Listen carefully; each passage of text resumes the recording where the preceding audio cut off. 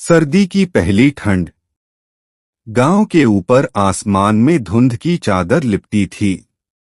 सुबह सुबह खेतों से उठती भाप जैसे किसी अदृश्य आग में घुल रही थी।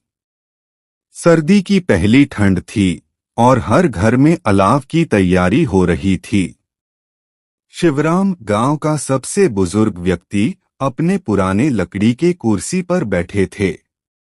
उनके सामने अंगीठी में जलती लकड़ियों से उठती गर्मी जैसे उनके पुराने दिनों की याद दिला रही थी। उन्होंने अपने पोते मोहन को आवाज दी, ए मोहन, जरा चाय बना ला बेटा, हाथ जम रहे हैं।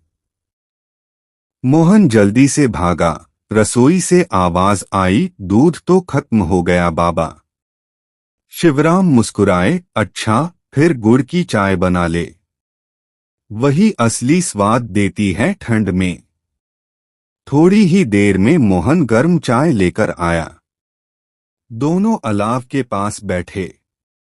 पास ही गोबर के उपले जल रहे थे और खुशबू पूरे आंगन में फैल गई थी। उसी वक्त सड़क से एक पुराना बस हॉर्न बजाते हुए गुजरा, शहर से गांव तक सामान लाने वाली बस। बस से एक आदमी उतरा, मोटा जैकेट, हाथ में ब्रीफकेस और आंखों में हल्की झिझक। वह गांव का पुराना लड़का रामेश्वर था, जो अब शहर में काम करता था। बरसों बाद लौटा था अपने गांव। अरे रामेश्वर, तू? शिवराम की आंखें चमक उठीं। हाँ बाबा। सर्दी की पहली ठंड में घर की याद आ गई थी। तीनों ने साथ बैठकर चाय पी। रामेश्वर ने शहर की बातें बताईं, ऊंची इमारतें, भागती जिंदगी और ठंड जो दिल को छूती नहीं, बस शरीर को जकड़ती है।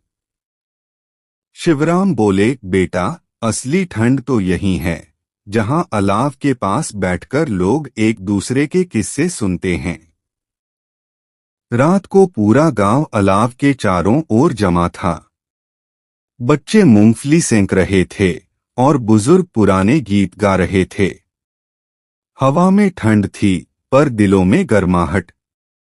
मोहन ने आसमान की ओर देखा, धुंध में चांद हल्का सा चमक रहा था। उसने सोचा, शहर की रोशनी में ऐसा आसमान कहाँ दिखता है। रामेश्वर के चेहरे पर भी शांति थी। उसे लगा, ठंड सिर्फ मौसम की नहीं होती, कई बार दूरी की भी होती है। और आज दोनों मिट गई थीं, सर्दी की पहली ठंड में। समाप्त।